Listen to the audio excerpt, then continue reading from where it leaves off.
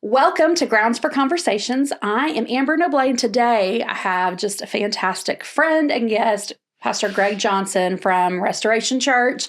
Greg, thanks for being here. Absolutely. All right, so I know that this is not our typical, we get on, we have a conversation, we discuss things, but I just have asked you today to come on and just share a little bit about who you are and how you've gotten to where you're at. And let me explain why. This is going to be a short episode.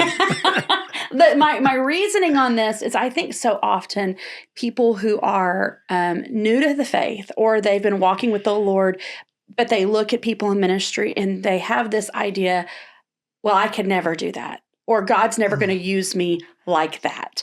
And they look at people who, because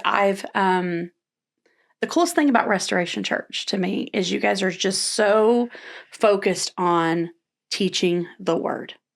That everything is founded in Scripture, but it's a place of grace and mercy, come as you are. But we're going to make sure that when you leave, you've got something to chew on, right? And I love that. So when I'm not somewhere on a Sunday, oftentimes I will jump online and attend church online. And I've done so many of the things, your burns, your worship nights, women's ministry, youth camp. So I've gotten to know so much of your church in a really weird way, kind of like through the back door, which is really awkward.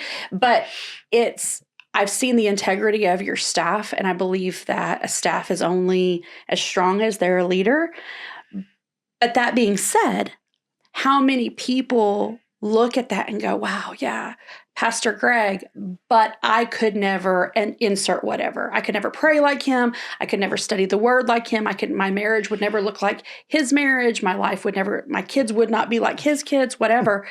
And people are so disappointed when they hear this story. So, hey, here's what I want to say. If you're watching right now, if I can do it, you can do it. I love it. And I think that that's the coolest part is I want people to hear not just, because people look at ministers like you and say, wow, this is amazing. But it's because God's good, right? Mm-hmm. So tell us a little bit about how you got to where you're at, who you are. And my prayer is that when people hear this, they see that the same God that was forming miracles and changing lives in Scripture is the same God that worked through you and the same God that can work through them. So, yeah. Yeah, so I grew up in the Dallas area, Go Cowboys. Okay, this podcast is over. No, I'm just kidding. Graduated from high school in 1985, career musician. Like I always wanted to be a rock star. And so my senior year, the most beautiful mullet you've ever seen. And so I wrote a class song my senior year. It ended up on Dallas radio. It was the number one most requested song in the area. So I had this 15 minutes of fame. I was convinced that this was my launching point. And it went absolutely nowhere initially. But I ended up leading worship regionally and then all over the nation. So for about 10 years, I was an itinerant worship guy. During that time, I was paying my way through school at North Texas, which paying my way through school meant I was paying for the same classes over and over. Because when Yvonne and I got married in 1990, I was a fifth-year sophomore. And wow. So you can do that math. And I didn't really value education at the time because I was living my dream already. Right. And so I didn't see the value in it. Got married. Ministry was just taking off. I'm traveling all over the place. Now, was she traveling with you? She would travel with me some. She had a full-time job. Okay. And so, and then we started having kids. And so we had Allie in 1993. And when Katie was born in 1995, huge strain on our marriage, being gone all the time. Yeah. It led to a really tough time in 95. So I stepped away from ministry for about 18 months and kind of putting our marriage back together, evaluating what do I need to do with my life. And so I worked for my dad for a while, selling printing. So you're still in the Dallas area at the time? Okay. Yeah. So I was never more than about 60 miles from where I grew up, just during this time when I wasn't traveling. And so in 1997, got a call from Jeff Wells, pastor of Woods Edge, which is about 5 minutes from here. Right, it's backyard for sure. And they were a church of about 150. Wow. Church plant. And what year was this? This was 97. Okay. So back to when I was in Dallas, when I was in town, I was considered staff at Prestonwood Baptist, which is like huge church, giga church, 40,000 people. And so I was doing I was a utility worship guy, right? Whatever they needed. Okay. Pause there for a second, because people here listen to this podcast from all over, and people that are not from Texas do not understand how big Texas is. And they don't understand how big church is in Texas. So like that's bigger than certain towns. I mean, like, that's bigger than a city. Oh, well, I grew up in Duncanville, south of Dallas, which had about 35,000 people. So this was about the same size as it's crazy. It's crazy. Okay, so that's just perspective there. I think that people hear that and we just skip over. It's like, whoa, what did he just say? Yes, you heard him right. Well, it's really interesting because I grew up in Southern Baptism, and I say all the time I'm a fully recovered Baptist. No offense to the Baptist, because I owe my salvation to the Baptist Church. Right. But I also owe to the Baptist Church. They really taught me how to hide my sin. And so that was a key theme, growing up, both in the church, in my family. There was this tendency to always look the part. And I was kind of the all-American boy, my boyish good looks and quick wit. I was always the smallest guy in the room, so had to do something to balance that. Yeah. So I was always the sidekick, never the leading man. Right. And so that led to a lot of things for me. I don't think, though, Greg, that's limited to the Baptist, because I grew up in a totally different denomination, same setting. Yeah. You know what I'm saying? And I love how you were like trying to avoid saying what denomination you grew up in. So I grew up in the Assemblies of God. Yeah, there we go. There we go. And so throw a little tongues in for us real quick. Not your girl. So they in that process, and then I have friends that, like, one of my best friends grew up, her dad was the pastor of the Nazarene church in town. Mm-hmm. And then I had friends that were Church of Christ, and I had friends that were the friends that actually were the most laid back were my Catholic friends. It's like they were the ones that life was a little bit easier on. But they would buy the beer for you. Yes, or their priest would, right? Yeah, yes. So what was crazy was I felt like that was just what church culture has done. Oftentimes has made people feel like, okay, you got saved. Now all your issues have to be swept. We can't. And it hasn't changed much. No, for sure, no. I just, I was kind of a spiritual mutt. So grew up in the Baptist church, led worship in an Assemblies of God church in college. Okay. Where I actually learned that worship was kind of alive. Right. In that setting. For sure. I grew up, singing out of a hymn book. Right. Or a hymnal. My bad.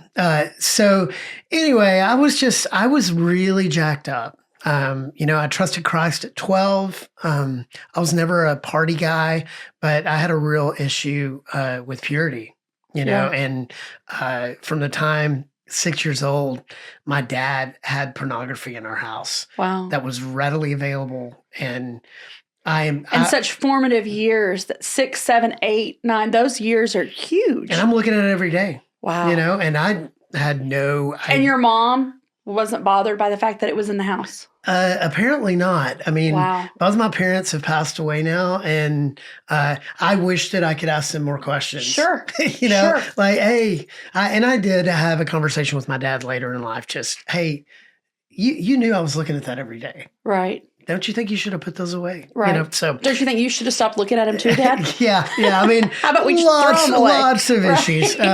So anyway, I had some stuff running beneath the surface that I just did not know what a huge impact it was going to have on my life. Sure. So so now I'm 6, man. Yeah. I mean, six to 12. How old are your grandbabies? My oldest is 8. And think about the innocence that she operates in, and just he has the most beautiful grandchildren. A couple of them are in London, right? Yes. Okay. And so these beautiful grandkids, but you look at them at that age and you see the innocence, and to know that at that season of life, you were exposed to this. Well, and I think about how it wasn't really as readily available as it is today. Today it's a mouse click, and it's in a whole world. I mean, right. I don't know how you could be a teenager, especially a teenage boy, in today's culture and stay pure. Well, okay, so for 25 years of being involved in student ministry, believe it or not, in the last 10, I have met with almost as many girls as I have boys that crazy. Have, and they don't have to go looking for it. It comes to them. Right. Right. It's just there. It's like I'm watching a video on TikTok and then all of a sudden there it is. So, yeah. Well, yeah. So, it played a major role in, sure. When we got married in 1990, we had not had a great dating relationship, and had not remained pure physically. And so we brought all this baggage into marriage. And I'm bringing baggage that I didn't even know was baggage. Sure. But had a deep need for validation and wanted to validate me as a man. And I would always say, I just need you to affirm me. But what I really wanted was validation. So we have this rough spot in 95. But I end up on staff at Woods Edge here in the Woodlands. Okay. So first time I'd lived outside of the Dallas area. So you bring how old at this time is Katie? Katie was 2. So 4 and 2. So we had 2 kids. Okay. It was probably, it was such a healing season for us. Mm-hmm. I mean, we grew with the church. So I was 30 years old when I came on staff as the worship pastor.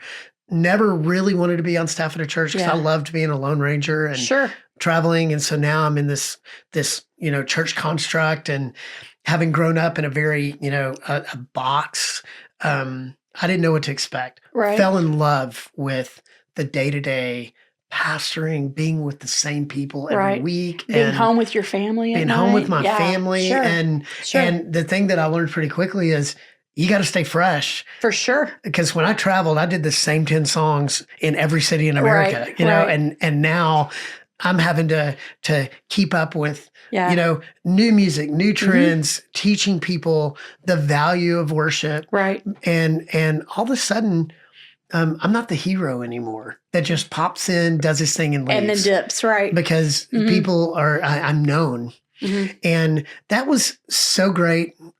Enjoyed it so much. Yvonne and I, we had a season where I felt like, okay, we're growing in our marriage, but we had never really dealt with some of the issues that had caused problems back in the mid-90s. And so by about 2007, about 10 years in. You've also at this point had a third child. We had a third child in 2000. So now we've got 3 daughters. Right. I am a girl dad. Yeah. I beautiful girls. I speak fluent girl. And so about 2007, things are going great at the church. And I say this a lot, and I say this humbly, but it's just the truth that I was the golden boy at Woods Edge right up until the day they fired me. And so I Did you see the firing coming? I should have. I mean, when I tell this part of the story, I should have seen it coming. Okay. But I was completely out of control. Okay. I was, the church was growing. By 2007, we're probably a church of a couple thousand. And, and I'm involved in high level leadership. Right. So I'm a part of a team that's making decisions. And so again, I'm touching every part of the church. Right.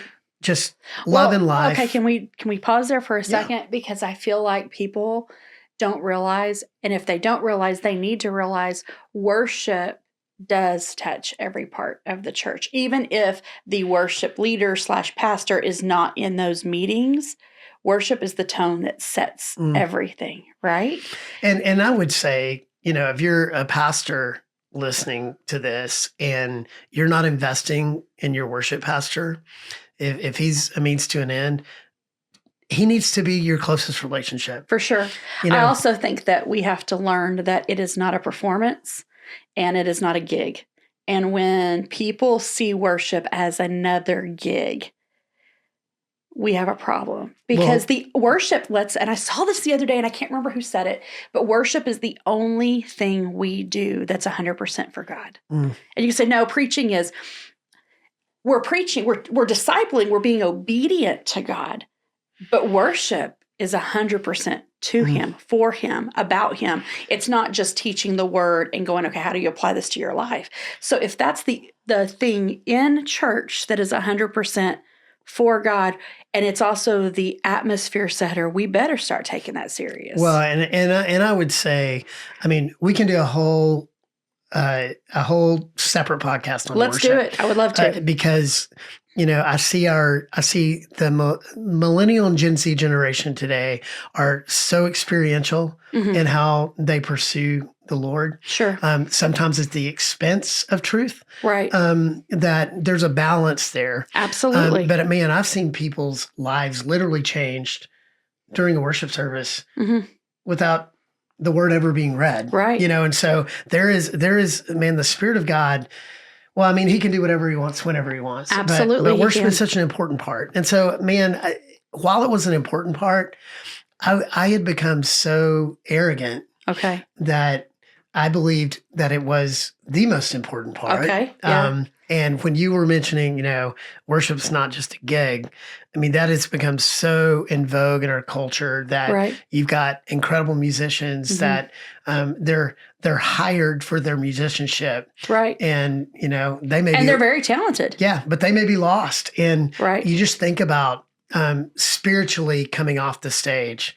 If we've got people on our stages that are not worshipers, that this is not worship unto God, that they're just, collecting a paycheck, man, we got to change that trend. For sure. But I would not have valued that in 2007. I mean, I was part of the problem. And so, long story short, without going into a ton of detail, because I want to honor my wife in this, we were unhappy and, someone started paying attention to me. And again, I was so messed up because, again, I was the golden boy. Everybody loved me. Everybody was always telling me how great I was.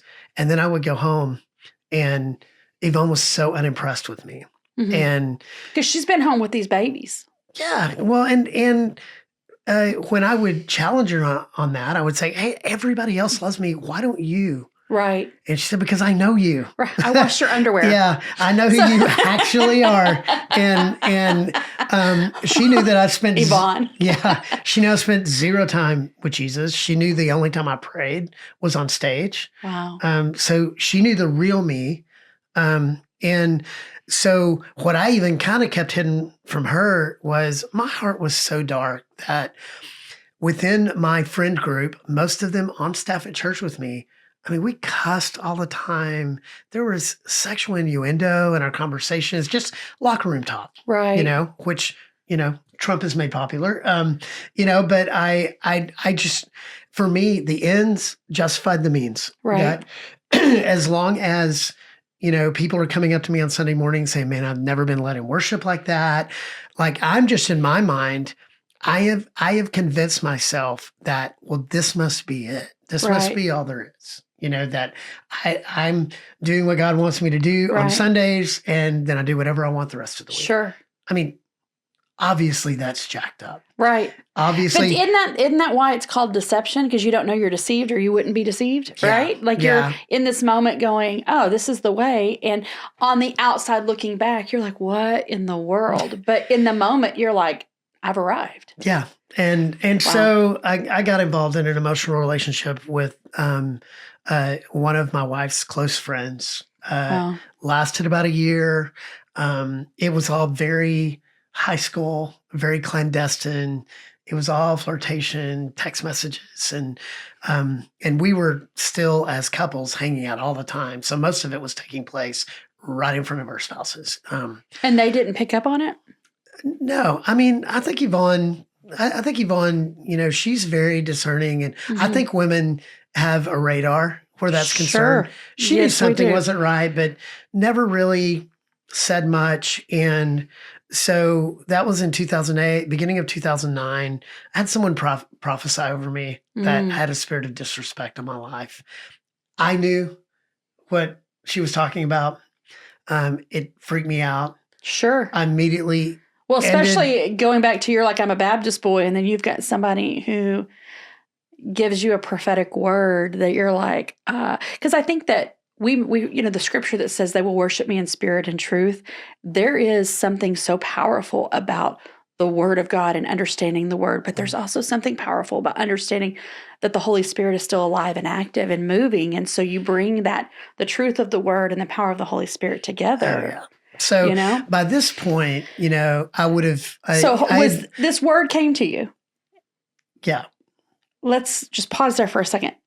When that happened, did it make you angry? Were you? No, I was scared to death. Were you receptive to it? Were you scared of it, or were you like, okay, I'm embracing this? Well, I had to embrace it. I mean, because because again, it's self-protective. Sure. Sure. I'm standing on stage with my guitar on a Wednesday night. She comes up behind me and whispers this in my ear. On the stage? Yes. And so, I mean, and then you had to follow with. Oh, and I kept kept leading worship, and called this woman the next morning and said, I can't talk to you anymore. And of course she said, not the prophetic woman, the woman that you were having. Yeah. Hey, lady, quit whispering my ear. Well, I didn't want anything to do with either one of them, and so facts. so it ended as quickly as it started. Okay. And my mom had been sick with cancer, and I was back and forth to Dallas in early 2009. She passed away in March of 2009. And so it was an easy distraction. Sure. And then we started hanging out with that couple again, and it was like nothing had ever happened. And so for 2 years, we're friends. Her husband was one of my best friends. And in my mind, I'm just thinking, oh, well. It's all better. It's healed. Yeah, that was weird. Wonder what that was all about. So at the end of 2010, I am sitting at home, and a good friend of mine, Brian Jenkins, calls me one night and says, hey, we need to meet. I said, oh, are you okay? He said, I'm fine. You're not. I said, what's going on? And all he said was he on staff? No, he was just a friend. Okay. And all he said was, he knows. And of course I knew exactly who he was talking about and what he was talking about. And I said, how does he know? He said, Greg, he's known for 2 years. So the day that this man is hanging out with you and knows that you had been having an emotional. We were driving back and forth to Dallas. He had season tickets to Cowboys games, and you and the husband, and we would be alone in a car for 8 hours, to and from, and he never said a word to me. And so Brian had been in a conversation with him, and he had confided in him and told him about this. Did Brian know before this? No, okay. I had never told a soul. Okay, and so I knew that So the day that I called her and said, we can't talk anymore, she was under such conviction that she went to her husband and told him everything. And so now. So he knew back then, and they still chose to hang out with you guys. Yes. Wow. So I reached out to him, and we had breakfast. And the first thing he said is, hey, Greg, I forgave you 2 years ago, but our marriage has been changed, and I just want for you and Yvonne what we have. And he said, I'm not going to rat you out. All I'm asking you to do is I want you to do whatever you would counsel someone to do. And so I knew at that point that my life is about to change drastically. I was scared to death, but I was a Class A manipulator, and I was still under the impression that I was going to figure a way out of this. So instead of going to my wife, I went to Jeff, my pastor, told him some version of the truth, the least damaging version of the truth. Sure. Just confessed that I'd had this emotional thing. And within 24 hours, I lost my job. Before I lost my job, he said, hey, you're going to need to tell Yvonne today, because by the end of the day, this is going to be very public. And because we've got to meet with the elders and determine what we're going to do. And so I had to tell Yvonne, and wow. And so it was brutal. she was done. Sure. We'd already struggled, 15 years earlier. And she just said, I'm not doing this anymore. And so I was positive that we were getting a divorce, that I was going to see my kids every other weekend, that, all of this. How old were they at this time? So my oldest was a senior. Wow. My middle was a sophomore and already really struggling. Mm-hmm. And then Abby was 10. So I'm like at a complete loss. At the time, I had a consulting business called the David Project, and it was birthed because in 2003 at a Wild at Heart retreat, I felt like that God had told me that I was his David. Okay. Called me David. And so out of that, just this whole idea that we were developing the next generation of Davids. Right. And we were developing worship leaders. And so I'm sitting on my bed the night after this has all taken place. My life is blown up. Wow. And I said to God, I'm your David. And his response to me was, no, you're Saul. And I'm removing my mantle of leadership from you. And I was already in such a fragile place, no job, marriage falling apart. But when God said, no, you're done. Yeah. I was a little manic because during all of this, I still had this weird notion that somehow God was going to get me out of this, that somehow this is all going to, and that was like the undoing for me. So I'm feeling desperate. I had a book laying on my bedside, Walking with God by John Eldredge. And it was a signed copy that had been sitting there since 2007 and never opened it. Started reading it. There was a section on agreements that we make with the enemy. And so now I'm fascinated by, okay, what is that all about? Sure. And I've gone into way too much detail, but the bottom, this is good. The bottom line is, God told me that the agreement that I had made with the enemy was, this phrase, it's not that big a deal. And took me into all these moments where I had justified sin, I had minimized sin, the way that I talked, I cussed like a sailor, the things that I watched, everything. The story I told you before, you would have fit in great in the foyer with that little lady who was talking about how good God had been. 100%. I wouldn't have done it in the foyer, but I'd have done it. I'd have done it in my office. Yeah. So, so all of these things, God's taking me into all of these things, and all these times that I'd be like, it's not that big a deal. Right. It's not that big a deal. And all of a sudden, God said, Greg, holiness is a huge deal to me. And in that moment, I was undone. I'm weeping, and now I'm just confessing out loud. It's like I'm spewing sewage out of my life. Right. And for probably 20 minutes, I'm confessing everything that I can think of, every agreement where it's not that big a deal, all these things that I'd minimized. And all of a sudden, I felt like I got struck by lightning. And I've never been the same since that moment. Wow. Never been the same. Okay, can we talk about that for a second? Because obviously God already knew everything. What was significant to you?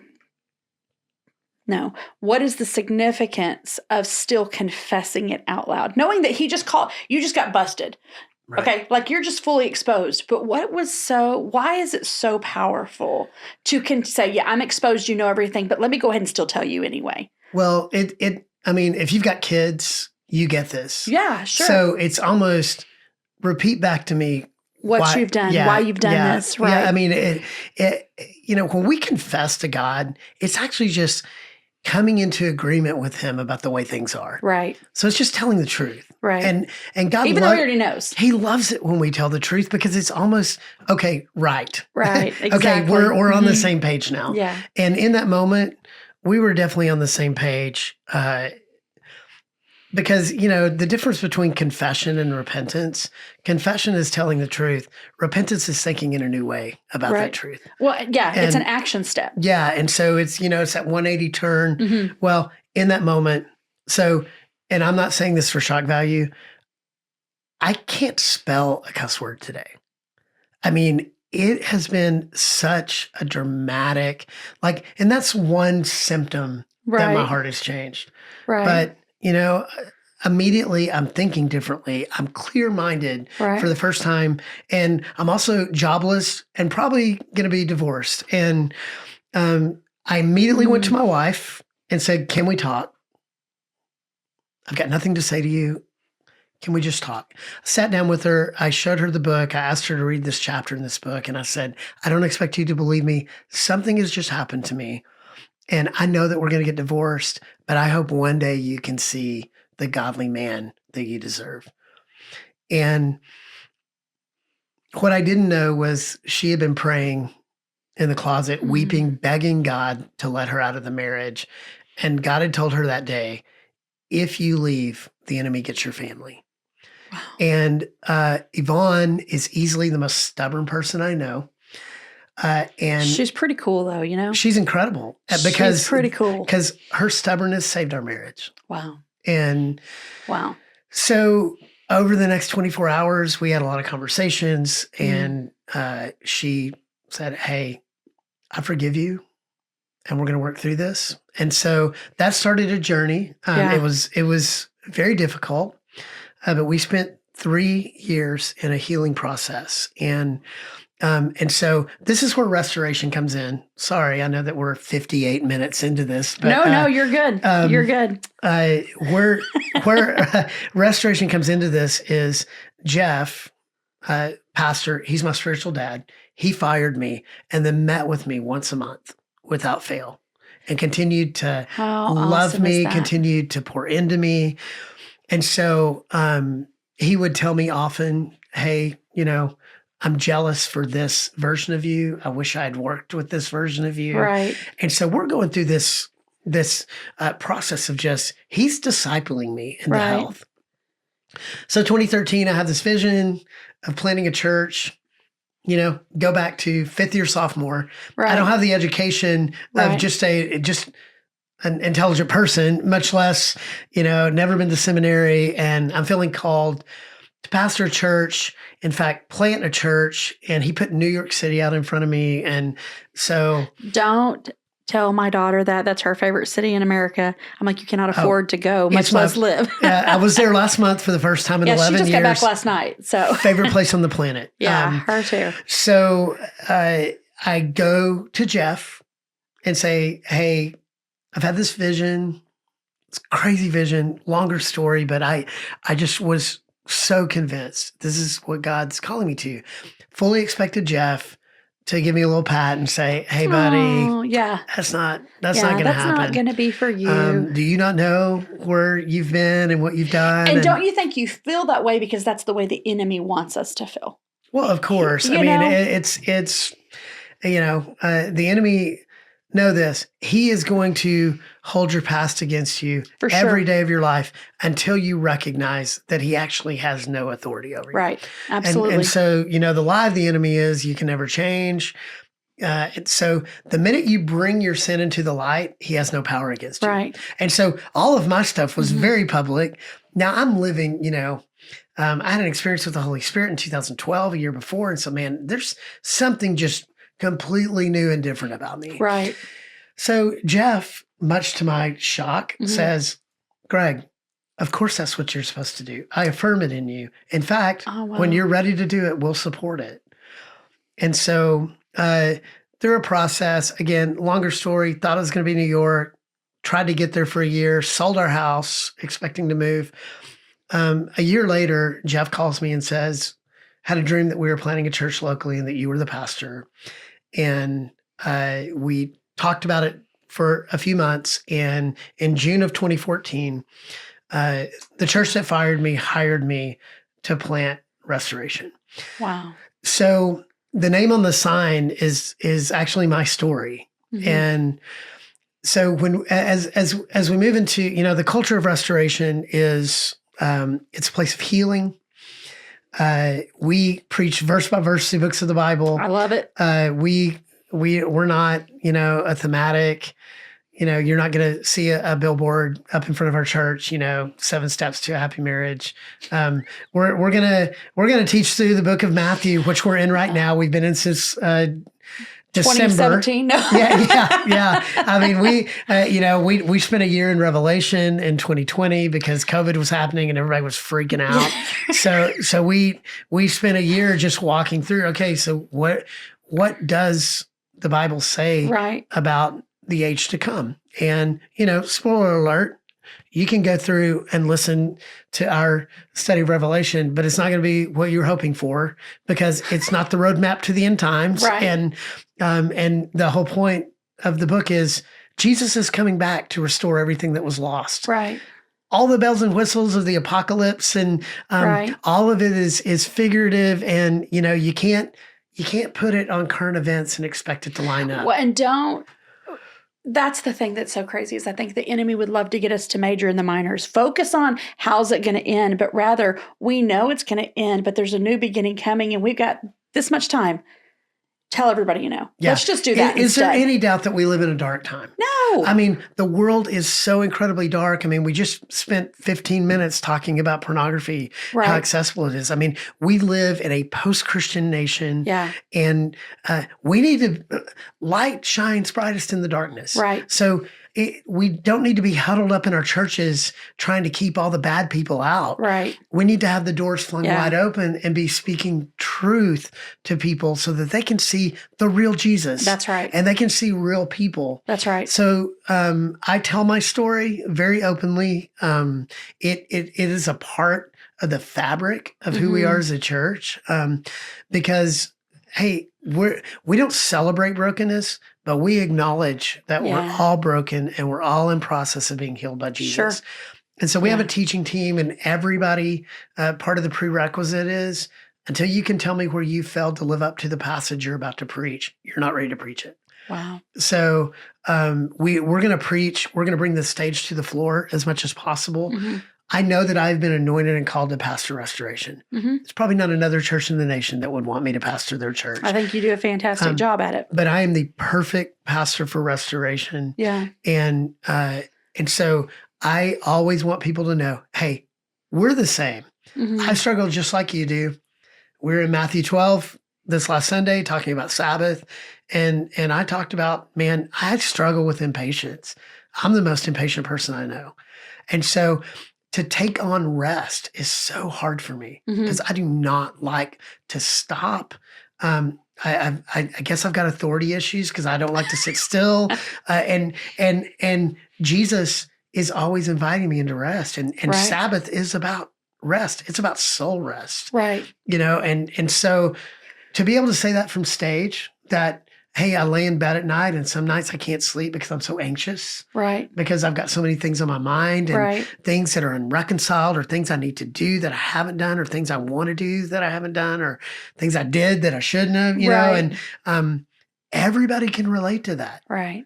That that is a lack of rest. Yeah. And so I've got to bring those to Jesus. Right. I've got to Matthew 11, 28 through 30. Yeah. Come to me all you are weary and burdened, anxious. Right. I mean, anxiety, man, is that not a buzzword in our culture right now? For sure. And I will give you rest. And so our platform is we want to take the truth of Scripture, not out of context, but in its context. We're going straight through a book. And, I love it. And during the book, we're gonna preach out of the book. Mm-hmm. We're not going to grab current events and try to cram them in here. We're not going to proof text.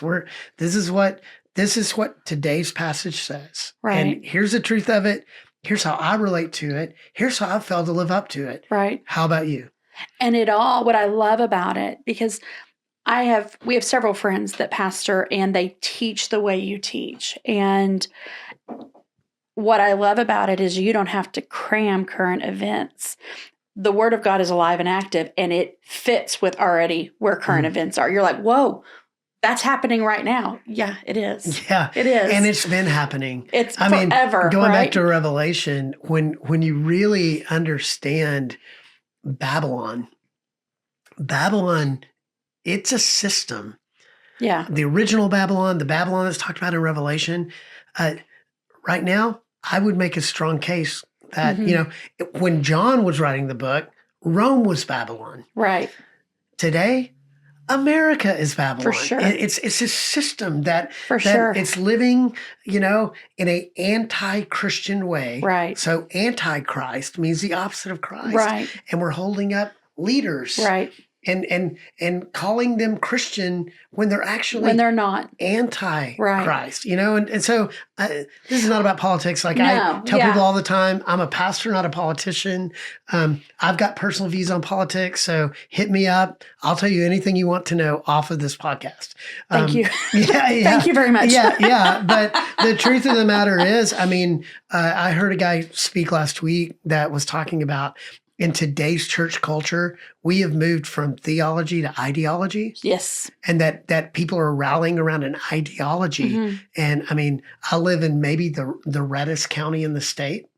And so everyone wants to rally around their ideology that, we want to wrap the American flag around Jesus. And the truth of the matter is, Jesus transcends politics. He transcends governments. Right. He appoints leaders according to Colossians 1. Right. And so, man, if you want to say he appointed one leader, well, the leader you didn't like, he appointed him too. Right. And so, well, you even go Old Testament.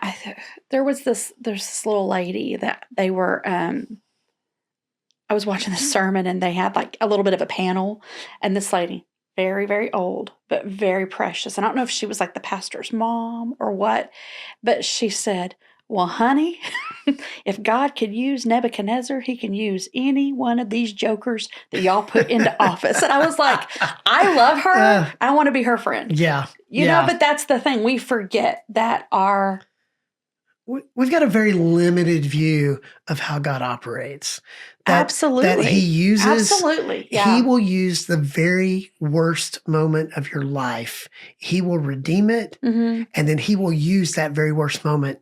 He's sending you back into the burning building to rescue other people who have suffered from the same thing. Yeah. Wow. At 2 Corinthians 1, when Paul talks about, man, we thought we had received the sentence of death. Right. And he says that the God of all comfort comforts us in our afflictions so that we can comfort others with the comfort God has given us. Yeah. And so we talk a lot about living into our Ephesians 2:10 calling. So, Ephesians 2:10, we are God's workmanship, created in Christ Jesus to do good works, which he prepared in advance for us to do, that we've all got a God assignment on our life. Right. Jesus is the activator of it, and we're never more alive than when we're living into our calling. Yeah. But the intersection of our calling, it's the intersection of our deepest pain. Yeah. Most often. So, for sure. So I would say, God takes our deepest pain and he lights it on fire and uses it as this manifesto. So somebody hearing that, though, that sounds terrifying, because it's like, no. Let's just move forward. I don't want God to revisit that place, or I don't want to revisit that place. And I sure don't want the people around me. I've never seen things brought to light where his mercy wasn't present. Do you know what I'm saying? Well, we convince ourselves that it's going to be worse than it is. Oh yeah, that if I bring my secret into the light, it will be the end of me. Right. And there are consequences. So I lived out on this side of eternity or on that side. Yeah, facts. I lived out really, really tough consequences. Yeah, and I can say today, I wouldn't trade it for the world. Yeah, wow, because that's good. It has changed my life, the trajectory of my life forever. And guess what? The enemy doesn't own me anymore. Right. I can lay my head on my pillow at night and drift off to sleep, knowing that I'm not living in secret. I'm living in the light. Right. And I struggle just like everybody else. Sure. So I will say things daily that I regret, that I have to bring to the throne. But I'm not living in habitual sin. I'm not living in unconfessed, a secret lifestyle. Right. Hey, and let me just say this. I'm going to look at the camera for a second. If you're living in secret, if there's something that you're convinced that if people knew, they wouldn't accept you, that may be true. But man, on the other side of your confession, on the other side of you bringing it into the light, is a freedom that you will never experience anywhere else. Absolutely. And so that's really been our platform. And so we started in a school with, 10 families. And, now we've got about 2,000 people in our orbit. Yeah. And I say that humbly, but people are attracted to truth. Mm-hmm. People are attracted to humility. They're attracted to transparency. Mm-hmm. The number one thing that I hear about restoration is that people are like, man, I'll say something and I can feel the room go, oh, I didn't know we were going to be that honest. Right. We're like, okay. We're going there. And so I said this a few weeks ago in a message. Hey, I think it was our vision week. Mm-hmm. I'm like, hey, if you're not ready to live in transparency, you won't make it here because you will be unnerved because somebody on your left or right is going to share with you their deep, dark stuff. Right. And you're either going to feel permission to share yours, or you're going to hightail it out of there because you're not ready to live in truth. Right. And either one is fine. There are a lot of great churches in the area. There are. And we're probably not for everybody. But I do believe deeply. But that you might not be for everybody, but what you just said is God's desire is for everyone. And it can happen in a lot of ways. Sure. Because it's really not about the culture of the church. It's about the character of the leader. Absolutely. And so, you can have a Baptist church that sings from a hymnal every week. But if the pastor has been transformed and is willing to be transparent about his life, it can transcend the stereotypical church culture that we talked about earlier. Right. Like church culture is just literally, oh gosh, leader can't come to I can't think of his name right now, but he says, culture eats strategy for lunch. In the church, we would say culture eats vision for lunch, culture eats vision or mission for lunch. And what that means is your culture is who you actually are. Right. You can have a mission statement that says, whatever it says, but your culture is who you actually are. Right. You can say you're a friendly church, but if people come and go and nobody talks to them, you're not a friendly church. Right. So for us, we don't want to say we're transparent. We want to show we're transparent. Right. And so every one of our ministries, we do Regeneration, which is a recovery ministry on Sunday nights at 6:30. It's our fastest growing ministry. Okay, so talk a little bit about that because there are quite a few young adults in the area that I know are involved in other churches, but it's not you can be involved in other church and still do Regen. I think our young adult population is probably the largest segment of Regen right now. Okay. Growing. Yeah. But they listen to this podcast. Explain, when you say recovery, people automatically go to substance abuse. Yeah. It's like, I'm not an alcoholic. I don't have a drug problem. It's like, well, but there's other things. Right. So I think we tend to, when we think about recovery, we go alcohol, drugs, sex addiction. Right. And those that's the only those three. are the monikers of the culture. Right. So here's my question. Do you have a self-addiction? Are you angry? Are you codependent? There are all of these little nuances. Are you a people pleaser? Right. All of these things are things that, depending on, the environment you've grown up in, class A people pleaser. God's delivering me from that every day. Wow. And I'm slowly becoming a better leader because I need to care less about what people think. Right. And I should only care about what God thinks. Right. I think it's Galatians 1:10. Am I a man pleaser or a God pleaser? So I'm on that journey. Right. And I still know that, I get eaten up inside when I have to tell somebody no, or when I, because I just want everybody I want you to be happy, So it's hard for you to tell people no? Oh, yeah. Yeah. See, that's so crazy. Because I would have never thought in knowing you and watching how you interact with people that would be hard. But that's interesting. Well, I'm not afraid of a hard conversation. And maybe that's why I think that. But I like, and I'm a truth teller. Like Yvonne gets so uncomfortable conversations. She's so funny to me. I think she's so funny. So yesterday I'm in a counseling session with an impromptu counseling session. They were taking a tour of the building. And I asked one question. The wife starts weeping, and I'm like, hey, I've got 45 minutes before my next appointment. Do y'all want to talk? And Hold on. Can I just say, because I've been in ministry for a long time, the fact that you did not say, call the office and schedule an appointment, that you in the moment knew you had time and you took the time when you didn't have to, is huge. I want you to know that. Oh, well. That's a big deal. I know too many people would be like, wow, well, we call the office and schedule an appointment.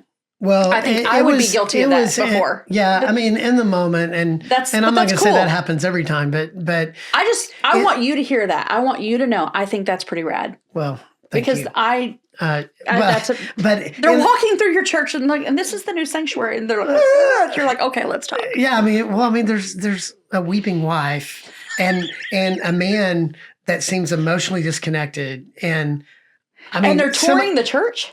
Yeah, they just started coming. So, okay. but the bottom line is, out of sheer intrigue, I wanted to know, hey, what's going on here? So I pull them into my office, and so I have a fundamental belief, because I'm not a counselor, that I don't need 10 sessions to get to the bottom of it. So I'm just going to ask the hardest question first. Right. And so about 15 minutes into it, she's like unloading.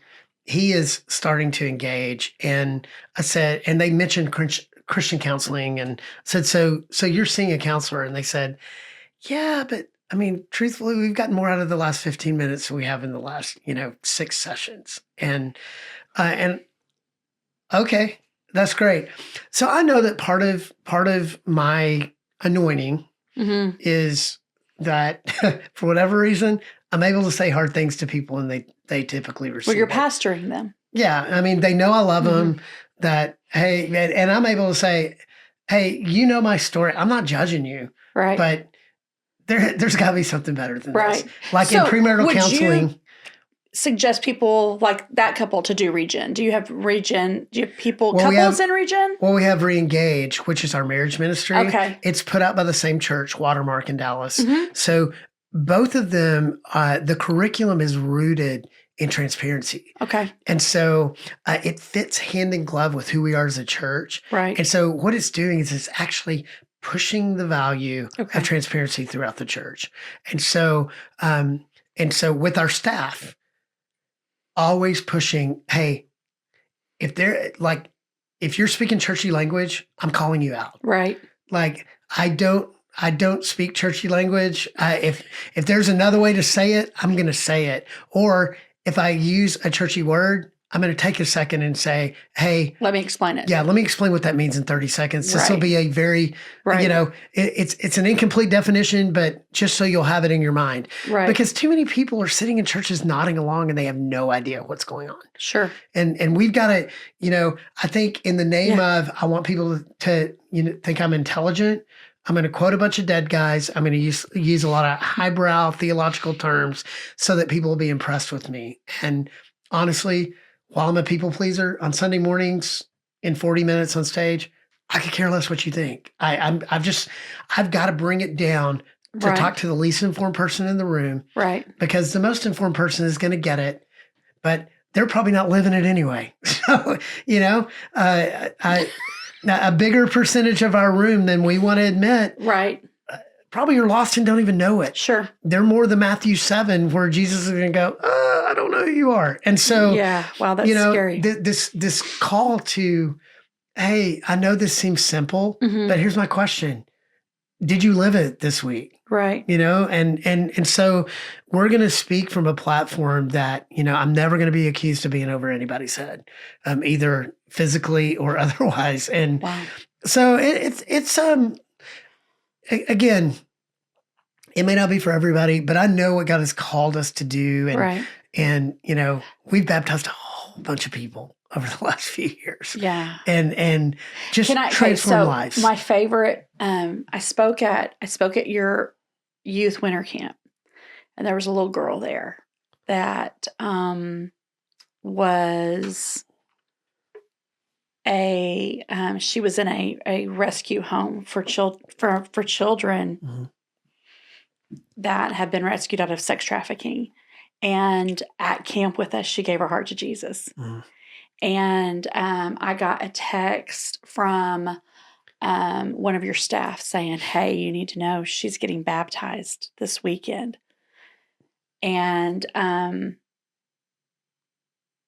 I was like, okay, I can't be there, but I'm going to watch.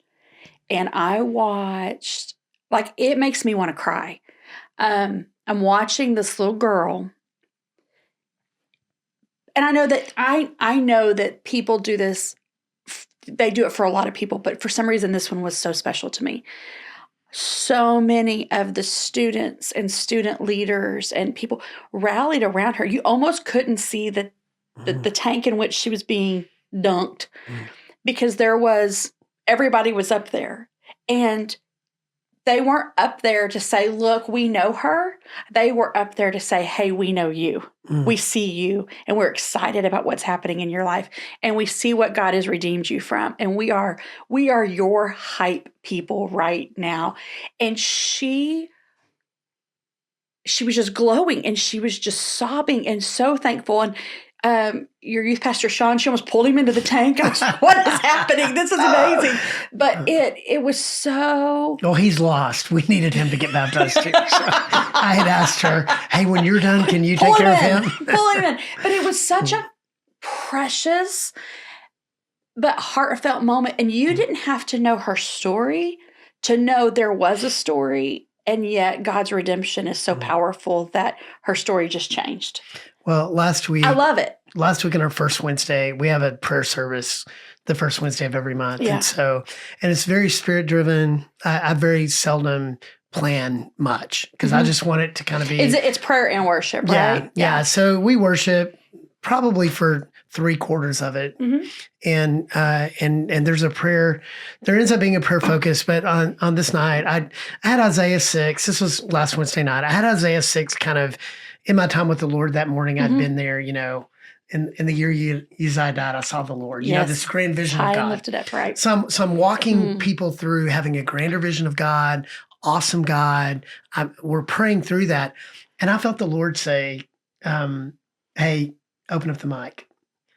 So I am anti-open mic. Facts. And you... yes. I mean, I was in student ministry for a long time. Yes. Leading worship for students. And yes. we're in some very, very... My hands are getting sweaty. Oh, yeah. I mean... No.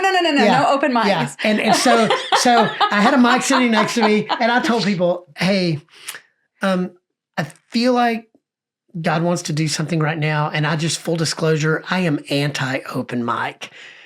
But I want to open up the mic, and if God has done something awesome in your life recently, I just want you to come share it with us. So for the next 30 minutes, people are coming up, and I told them, hey, please be brief. Like, please don't take us back into, we don't need to know the name of your third grade teacher. So people are coming and sharing, and then this girl comes up. She's probably in her late 30s, maybe early 40s. And she sat down next to me. I didn't know her. And she said, yeah, I came to church for the first time on Sunday, talking about drug addiction and how she kept drifting in and out of it, that she would go through rehab and she was better, but then she would drift back into it. And just talking about, she goes, I always know when it's bad because I drift into isolation. And, wow. and I'm just thinking, well, she gets it, Right. I mean, but she said, I'm determined for it to be different this time. And I could just feel she's crying while she's talking. And she was the only one that I said, hey, I need several people, elders, let's pray over her. So we gathered her and we prayed over her. And then I just felt a prompting from the Spirit. She's going to sit down, and I said, hey, I need 10 women before you leave tonight to go exchange numbers with her. And I need you to text her every day so that she knows that she's not alone. And we moved on. Was Sheila there that night? Sheila, turns out, Sheila was her AA sponsor. She did not know that, and she comes in the church and she hears Sheila, because everyone hears Sheila. Yes. And Sheila has now gotten her into Regen. So she was at Regen for the first time on Monday night. So all of this is for just... those of you who don't know Sheila, she is a lady that you will, if you ever watch them online, you hear her, but she loves Jesus probably more than anybody in the world, doesn't she? Because...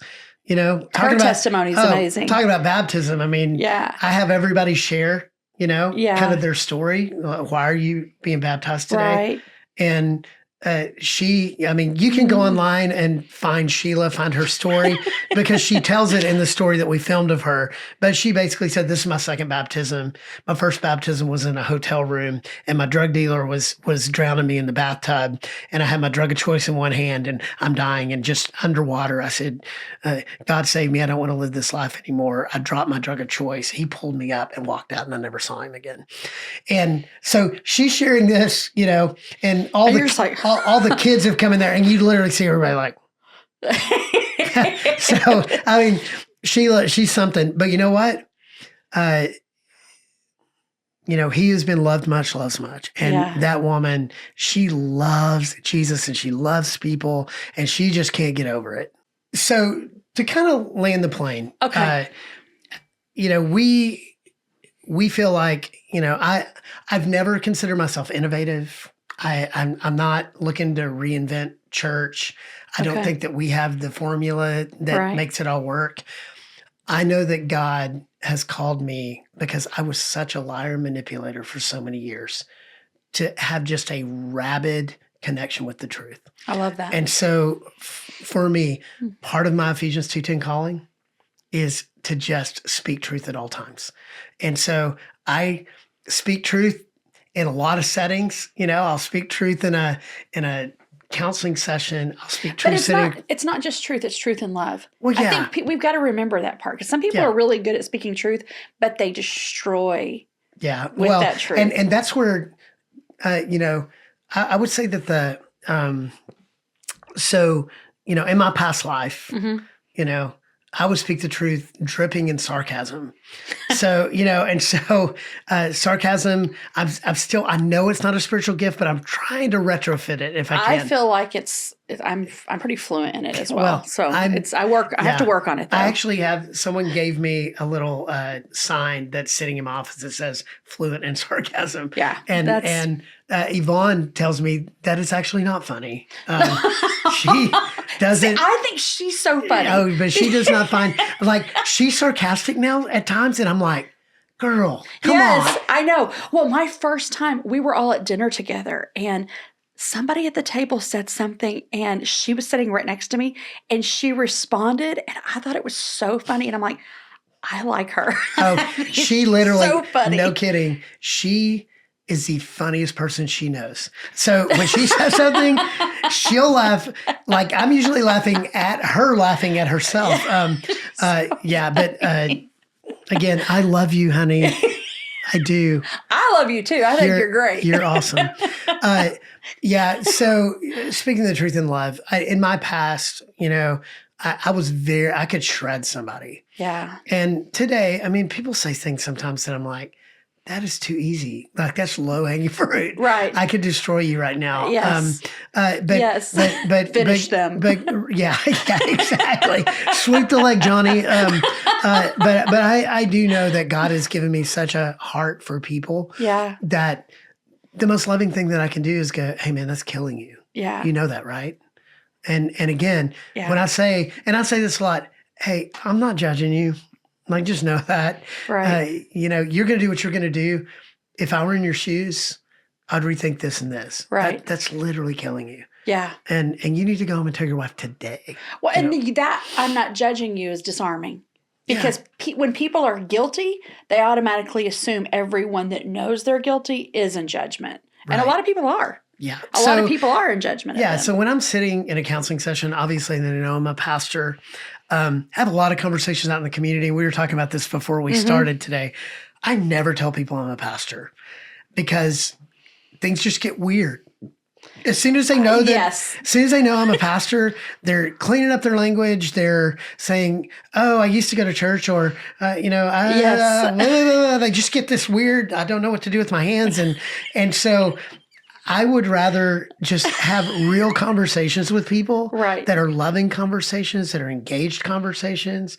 And again, I ask people really hard questions, but I'm asking them hard questions coming from a guy that cares, right, not from a pastor. Right. Because I don't want their filtered answer. I want their unfiltered answer, because it reveals where their heart really is. Sure. Had this dude came into he found out his wife was having an affair. So he comes in, he's devastated. Sure. But Angry. Angry. I nearly said pissed. So and he's then you angry. said it. Yeah, So there we go. my bad. So he said, I'm angry. And so he probably dropped the F word probably 20 times. Sure. Over the hour he's there. And so I'm telling my life group about it that night. And I said, I felt like I needed to sanitize my office when he left. Cause I mean, he's just dropping F-bombs left and right. And so somebody said, well, that's disrespectful. And I'm like, what do you mean? What? He's cussing in the pastor's office? I was like, yeah. I mean, really well too. He was very proficient at it. Well, I just think that's disrespectful that he would cuss in front of the pastor. And I said, okay, well, I see it completely differently. Sure. Because that language is actually just symptomatic of his heart. Right. So I'm getting a glimpse into his heart. And if we continue to meet, one day he's going to cuss and apologize for it. Right. And then over time, if Jesus takes hold of his life, he'll stop using that language altogether. Well, and it also says a lot about how safe he felt to just be authentic and not have to pretend. Yeah. Right. Yeah. Church it up. So I know you don't tell people that you are a pastor when you're out, and I didn't tell you this, but we were, I was at a restaurant in the area and saw a young lady that I knew, and she introduced me to her mom. She was back home from college, and she said, yeah, and I said, well, are you guys in church anywhere here? And she goes, well, we've been church hopping, and she goes, we really like the church. Oh, what's it called? The pastor with the hair. I was like, pastor, and I said, oh, Restoration. And she said, yes. And I said, the fact that I know what you're talking about, the pastor with the hair. Not that every other pastor is bald or doesn't have hair, but it was just the fact that I knew what she was talking about. I was like, Restoration. And she's like, yeah. And I'm like, yeah, cool. Do you ever see the memes that this is how I think I look, this is how I actually am? Yes. So like it would be me, it would be Brad Pitt, the guy from Up. So the guy from Up. Yeah. So I've got people that call me Carl Fredrickson, and I don't love it.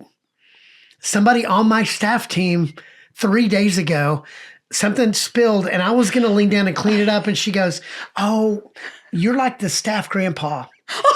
like, let me take care of that.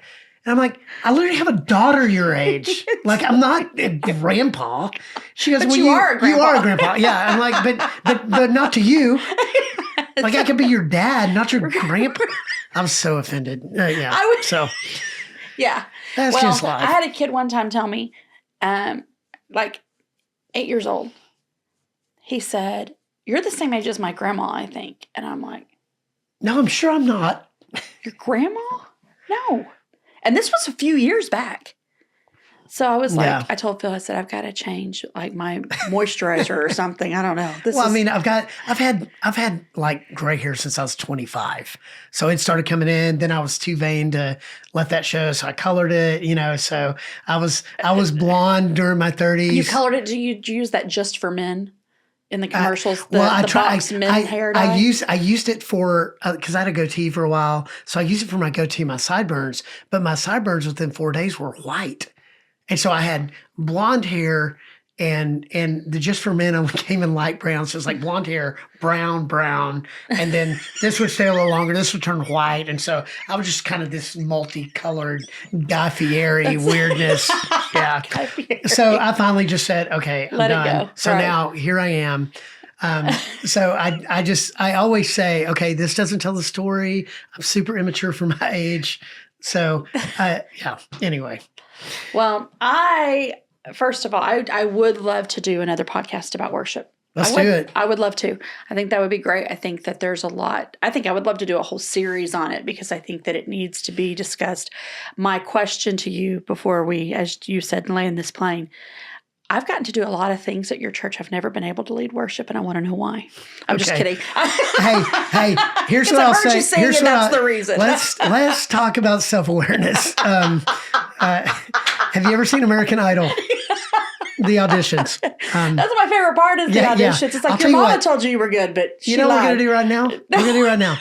I'm not singing. I want you to sing the verse and chorus of your favorite worship song, and then I am going to evaluate real time for everyone. No. I'm going to say what everyone's thinking because I speak the truth in love. No, thank you, Pastor Greg, for being here today. When I get to heaven, the Bible says we'll know them as we knew them on earth. You're going to be like, that's Amber. And then when I sing, you're going to be like, wait, no, that's Tasha Cobbs. What is happening? Hey, I can tell you 1,000% that's not going to happen. In my heart. That's what I'm Psalm 100, make a joyful noise unto the Lord. So it's a noise. It's a noise. I'm sure it is. Well, yes. Thank you for being here today. I appreciate it. Love it. Thank you for your honesty and your authenticity. I think we all need to know it's a safe place to do that. And when we are authentic, that's when the Lord can use our brokenness to change the lives of people. Well, thank you for having me. For sure. And, we believe deeply in one church. Yeah. And so there's so many great churches in the area. Yeah. I've got so many great relationships with pastors in the area. Yeah. And so, if you're listening to this in the kind of the Montgomery County, whether it be the Woodlands, Magnolia, Conroe, Montgomery, just know you're probably going to an incredible church. Yeah. But if you don't have a church home, come hang out with us. If you're not going to an incredible church, find a church. Yeah. Find a church. Find a church close to you. But if Restoration is within spitting distance, come hang out with us. We'd love to journey with you. And the beautiful thing is, we were talking about this earlier. If you're curious, check them out online. Yeah. We were talking about people just showing up at church. I'm like, in today's time, there's not very many churches that you can't jump on and see what they're about. So absolutely. It's incredible. Thank you. All right. Y'all stick around for an extra shot.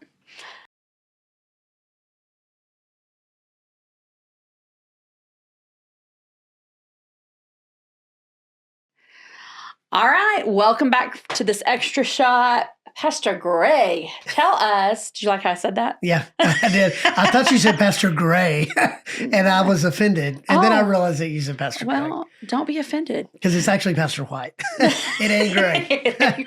Yeah. Okay. Tell us what is, I don't know if you want to call it the funniest, the strangest, the most awkward thing because that's the reality. People don't realize that there's a lot of things that happen in church behind the scenes, people don't realize that it's just like, did that just happen? And fun fact, seminary does not prepare you for it. Yeah. Nothing prepares you for it. I don't care what they say. There's nothing that prepares you. So what is the funniest / weirdest, craziest thing that you've experienced? I mean, the weirdest thing I've ever experienced did not happen in my church. I was at church and I experienced this. So I'm going to tell you that. But I mean, I experience like stupid things all the time because I say dumb things. Yes. Like a few weeks ago, I was talking about, when Syria I think it was Syria that tried to bomb Israel and the Iron Dome came up. Yes. And it happened on a Saturday night. So the next morning I said, hey, have you been following the news feed? But instead of news feed, I said, if you've been following the news feed, not nude feed, news feed. And so everybody's laughing. And I just keep saying nude feed over and over again. And I said, I mean, realistically, that's what landed some of you in regen. Okay. So news feed. And so. Was this live? Oh, yeah. It was, You're like, yes. Yeah. Yes. It was on live stream and the whole world. But it drives Yvonne crazy because Yvonne's like, why did you just keep saying it over and over again? I said, because honestly, it's comedy gold. Yeah. Once great. I've blown it, I'm just going to go. Just gonna run with it. Okay. That's parenthetical. Okay. The funniest thing I've ever seen. So every year for a few years when I was leading worship, Sunday after Christmas, I would take Sunday off and I would just kind of make a tour of churches. I would find out, I wanted to catch the worship sets as many churches between, 8 and noon as I could. So this morning I caught 3 different services. So 3 different churches. Yeah, 3 different churches. Okay. One of them, a church in the area who I'm just going to go and name it, Celebration Church. They were meeting in Woodlands High School. Okay. So started at 10 o'clock.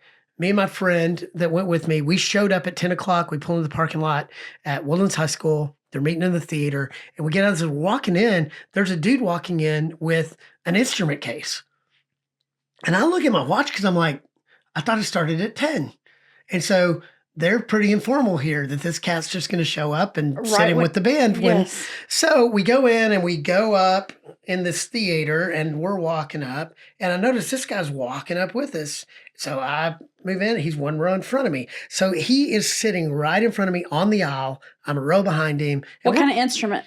Well, I'll get to that. Okay. Yeah. So we start worship, and worship is going, and they're pretty charismatic, so they're rocking it. They get to the end of the song and go into kind of a prophetic moment, right, where everybody's kind of broken down and they're kind of singing their own song and everything. And granted, they've just started, so there's 75 people in the room or so. I mean, it's not very full, and we're up in the back half. So this was quite a few years ago. Oh yeah, this is like 2005, 6, somewhere around there. So all of a sudden, I look in front of me, and this dude opens up this case and pulls out a trumpet. He starts working those valves, and all of a sudden, he's like, he's trying to find the key that they're in, and then he finally finds the key, and he just starts soloing. He's going off. So I started laughing because I'm like, what is going on right now? I look down on stage and the band's kind of like looking at each other like, get into the next song. So they transitioned into the next song immediately. Did they not think he was going to transition with them? Well, they didn't know what was happening. They're just trying to get the music going again. Well, so he puts it down, but it doesn't put it away. He's still holding it in his hand. Yeah, because he's not done. He's waiting for the next moment. He's ready. Well, so now I see this guy starts moving up. He's been on the front row, and so now he's like walking up. He's walking up the steps. He's getting closer to me, and he's got an earpiece in, which I thought funny. I mean, you got 75 people here, right? Right. But whatever. You get Secret Service. Here we go. Yeah. So he's coming up, and he walks up, and he's looking at me. And I'm looking back at him like, bro, that was not me. And I didn't go. So I'm just standing watching what's about to happen. The dude walks up, and he turns, and again, we're right on the aisle, and he just stands next to the guy. Doesn't say a word to him, just stands next to him. The guy's working those valves. Into the next song, he goes, whoop. Guy reaches over, leans over and says, put it away. The guy puts it down. And now I'm laughing so hard that I can't stay. I go, dude, we have to go. Because now I'm going to be the distraction. And so we left, but a dude pulls out a trumpet in church. Well, what that tells you about celebration is even though they have so much freedom, they have order. Thank God. You know? Yeah. Like, so, oh my goodness. I mean, at the end of the day, that was like the weirdest thing I've ever seen, that a dude felt free. Earlier we were talking about, tambourines. Right. Our friend Kieran Sims loves tambourines. So just if you like to go here.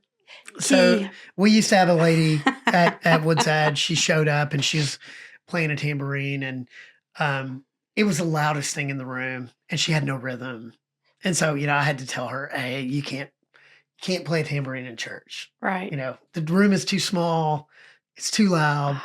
And she was so hurt and offended, but I felt like Simon Cowell, like, who told you could sing, And so, by the way, we'd love to hear a verse and chorus of something. Just real quick. This is not what this is about. Oceans? Do you know Oceans? That is my least favorite worship song. So this could be the double whammy. You want to know what my least favorite is? Oceans. See if you can, no. Good Father. Oh. I don't, because it's like, it's who you are, it's who you are. Okay, we get it. Move on. They say it's who you are like 19 times. Yeah. Like, come on. Yeah. Come on. I mean, I love the meaning behind it. Yeah, but Chris Tomlin made it famous. He did not write it, by the way. Well, but he made it famous. It's when you hear people who shouldn't probably be leading worship. Yeah. It's who you are, and it's flat, and it just continues. Hey, do it in a room full of orphans and see how it goes over. Oh, that's the saddest thing I've ever heard. I know. It's like playing Arms of an Angel, hold up that sad puppy. Yeah.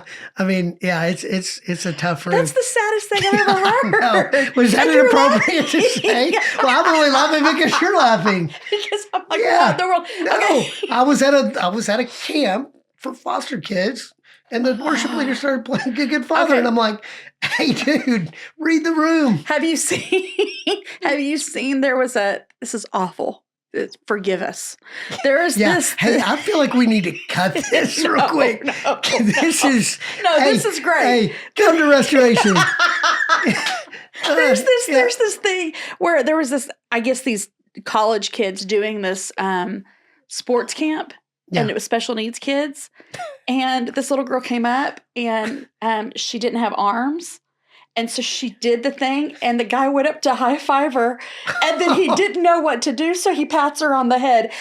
I don't know. Okay, here's what I think my spiritual gift is paying attention to awkward moments. I don't know if that's a spiritual gift, but people are like, Amber, that's funny. I'm like, no, I just pay attention. It's always happening. Well, I mean, if you're willing to look, listen, and repeat it, right? You can be a comedian. Think about all comedians do is observe what's going on. They tell stories. Nate Bargatze. He's my favorite. He is my favorite. He is, and the dude, so funny. All he does is tell stories. Did you hear his whole piece on when he went to that serpentarium? That's my favorite. Oh yeah. I went and looked. Phil was like, "Look it up." Because he's telling it, we look it up. You can find the review. That place has since been shut down. Oh yeah. He did an update in the Tennessee Kid in that Netflix special. Yeah.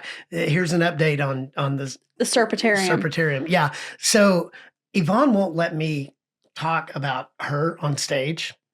Can I say thank you that you don't get up there and go, my smoking hot wife? Because when pastors say that, I'm like, I just want to go, boo. You know? I know. She is. She's beautiful. She's. But you don't make it to where everybody in the whole church turns to look at her. Yeah, I mean, I say bona fide hottie, but it doesn't matter.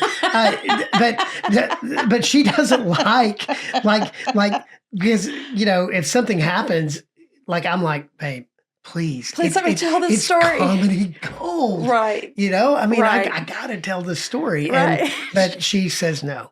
But since we're on here, let me tell you, she'll probably never watch this, right? She totally will. Okay. She's probably going to watch this to make sure you don't do what you're about to do. Hey, I would never. Yeah.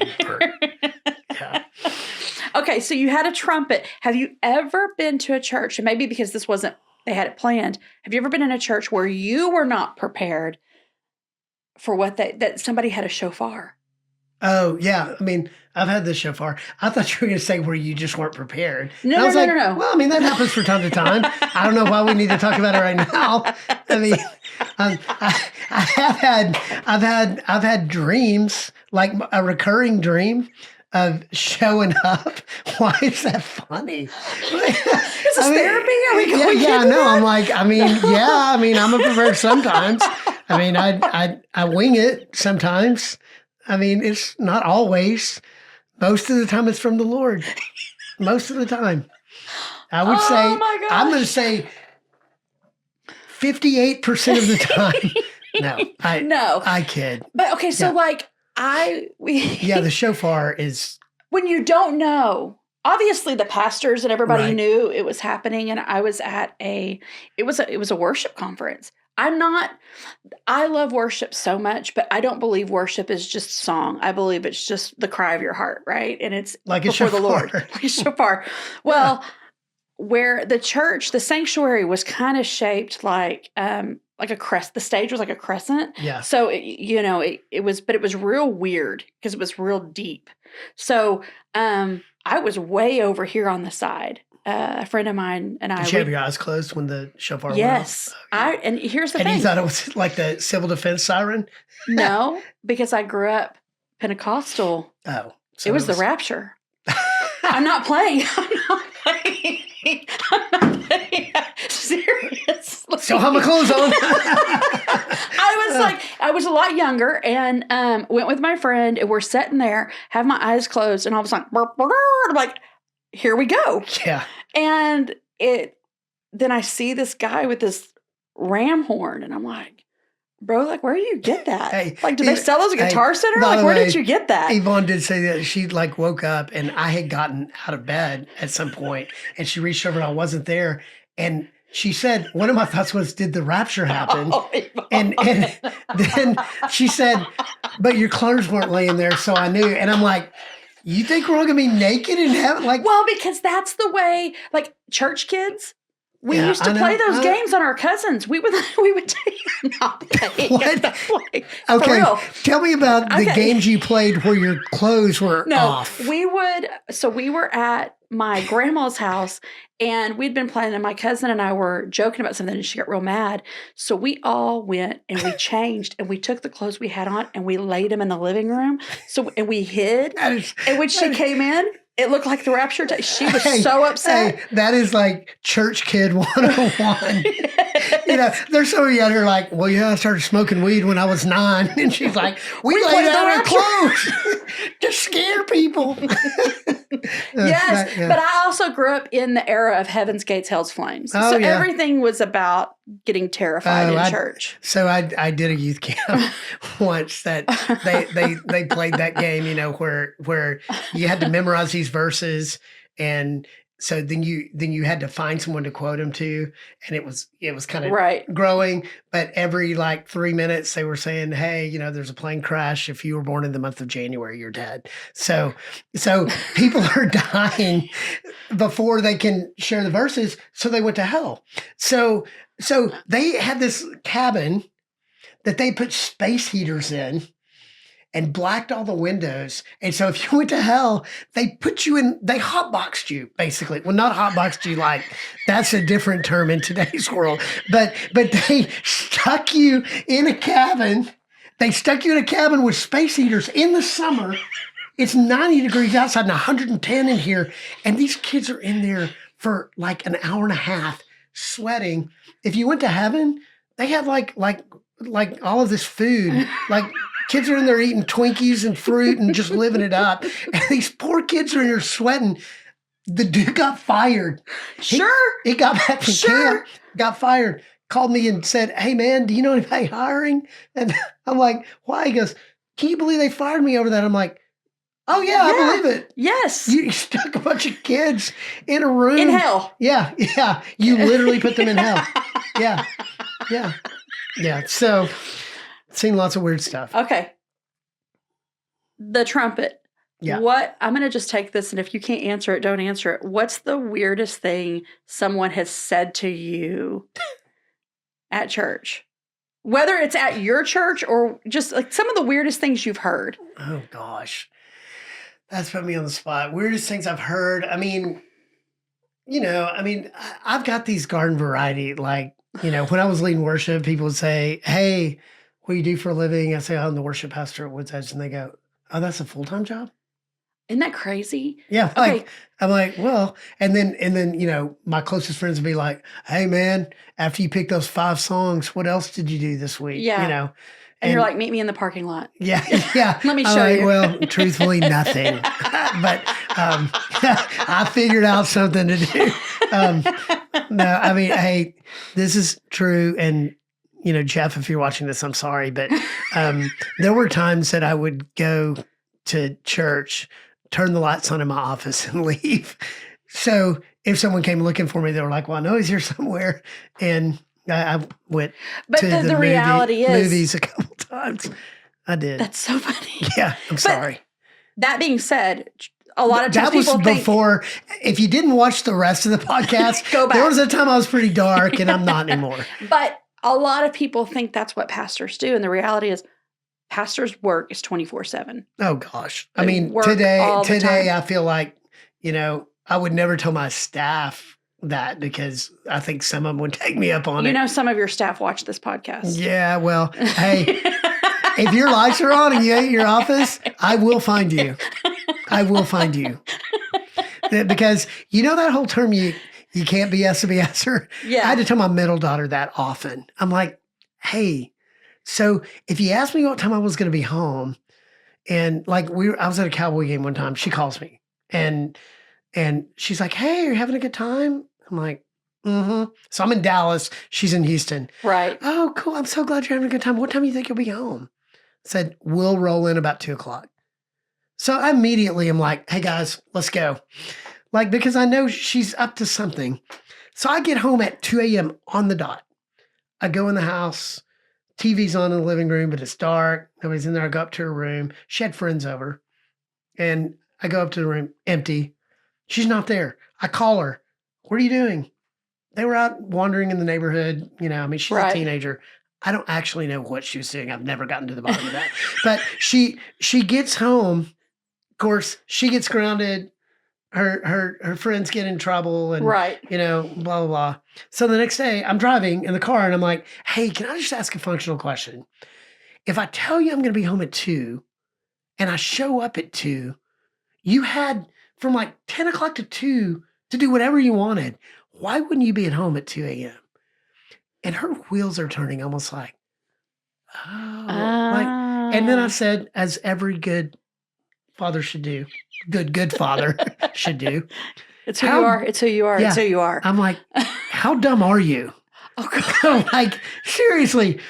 And that falls under the guise of, you can't be yes or be yes. Or like, but that's just dumb. I told you when I was going to be home. But I told you. But that's okay. People, the kids, like, you're not thinking this through. Yeah. What I think is so funny is Katie is such a cool person, and she's got these 3 gorgeous girls and this little boy on the way. Oh yeah, and she is redeemed, by the way. Oh, she's the best mom. She is the most engaged parent. She's a fantastic human. Man. Oh yeah, and I'm like, but she's got 4 children that they think they're going to be able to get one over on their mama. Gosh. They won't stand a chance. Oh no. So where do some people said to me, I don't know. People just confess stuff to me all the time. Yeah. I mean, I'm not going to say what they say to me no, because please don't. Yeah, please don't. You would be like, oh, why did you just repeat it? But yeah, I mean, people tell you some stuff for sure, and and they will confess their deepest, darkest things that you're like, whew. I mean, I have learned the art of. I mean, nothing really surprises me anymore because so much weird stuff has happened, but I've learned the art of just like. Okay. But you know what I do love is that you're not going to be the kind of person that takes what they confess and go tell other people. I grew up. Well, stop. Except for this one thing. No. Like I grew up in a culture where they had the women would call each other and they're like, "We need to pray for Amber," and it was just a gossip train, And you're like, "God." No, I'm actually just writing all them down, and I'm going to release the book the day I die. Oh my gosh! So it'll go out when I die. So it'll just be kind of like, "Hey, hope you work through this." But chapter 3 is all about you and your family. Yeah, you'll know. Did you ever see the movie The Help? Miss Hilly's Pies? Well, that's all I'm saying. Here's the funny thing. All these parents think that they keep things under wrap. If they have children under the age of 8, every person in children's ministry knows what's going on in that family because there's a prayer time. Oh, yeah. And those kids confess all the things. So I was at a funeral. So this is my oldest granddaughter, 8 years old. I was at a funeral a few months ago, and it was the most bizarre event. But the pastor that preached the funeral was a friend of the pastor that was supposed to preach the funeral, so he knew no one. But he showed up because the guy couldn't get here from out of state, and so and it was at our church, so I was just kind of hosting it. Right. So I prayed at the beginning, and so now I'm just sitting there, and so. He comes up and he says, "Hey, before I get started, my wife's going to sing a song." Well, no one knows his wife. The funeral's programmed, but she decides she's going to sing a song. So she gets up she just walks up in front of the stage and sings "His Eyes on the Sparrow" a cappella. And so if you've grown up in church, like the woman that sings that it's trying to start a car. Mm-hmm. I sing because I'm happy. So she's singing. She's 5 feet from me. Well, my granddaughter is leaning up against me, coloring. She's 8 years old, and she's coloring. Why was she at the funeral? Well, because it was a family member. Okay. And so I just take her to funerals. Oh, it's like, I'm like, hey, one day you're going to die. So let's just kind of, so she's coloring and she's singing. All of a sudden, she just turns around and looks at me and she just goes, and I'm like, no, because she's like, from me to you. There's no way she didn't hear it, but yeah, that out of the mouths of babes, that's right? That's right. And she wasn't being ugly. She's just saying what she heard. Middle granddaughter, Brooklyn, who just speaks truth. Talking to a buddy of mine in the lobby one night, she walks up, she goes, "You look like an elephant." And he goes, "Why?" "Because your ears are so big." And he didn't know what to say, so he goes, "Well, yeah, they are kind of big." And I could just go, "Sorry, bro." I mean, what do you say? Like, like it already happened, and she just turned and ran off. Yeah. Like a terrorist, you know? And I'm like, what in the world just happened? Hit and run. Yeah. So if you have any kind of physical abnormality, I'd like to introduce you to Brooklyn. I won't say anything to you, but she'll get to the bottom of it quickly. No filter. Yeah. Yeah. And also, if you have a trumpet, yes, we would like to invite you to Restoration Church this next Sunday. Yeah. What's funny is Frankie Mazzapica, the pastor's celebration, he came to an event at Woods Edge like a few months after this happened. And I didn't know him, but I knew his face because they have billboards at Woodlands Mall since 1997. It's amazing. Okay. But so I saw him and I'm like, "Hey, you're Frankie, You're the right?" mall guy. Yeah, I said, "You're Frankie, right?" He goes, "Yeah." I go, "Hey, I'm Greg. I'm the worship pastor here." And I'm like, "Hey, bro, I just need you to know, I was at your church a couple months ago, the morning the trumpet guy." And he goes, "You were there? Was that not insane?" And I think it was probably more normal than he was admitting to. Yeah. Well, we know Sarah. That was my cousin. Sarah is there. Oh, yeah. She's amazing. She is unbelievable. Crystal Williams. Yeah. If you don't know her. Yes. Amazing singer. Yes. Yeah. Great worship. I've done a couple services where she's led worship and I taught, and then she did the altar call. She went through our David Project program She's in 2006. amazing. She is ridiculous. She could sing the paint off the wall. A lot of times people say her and I sound alike. By the way, I feel like that I just kind of took credit for how good she is by saying she went through David Project. She showed up great. Right. And left just as great. Well, yeah, we did very little to help. I will take credit because she sings like I do. So, okay. So before we go. No, we're out of time. Yeah. Just Oceans. Kidding. Sing Oceans. It's my least favorite song. Why is it your least favorite? I don't know. There's just something about it that I just don't like. Are you afraid of the water? No. Well, no. I don't think. What if we mashed up Oceans and Good Father? Oh, you're a good ocean? No, I'm going to figure out how to do it. I'm going to figure out how to do it. Spirit, lead me where my trust is without fathers. Sing that to your orphans. Exactly. Oh my gosh. Hey, this was so funny to me. I hope this gets edited out. No, none of it. Yeah, none of it. It's awesome. Hey, thank you for being here. Thank you guys for joining us. We'll catch you next time. See you soon.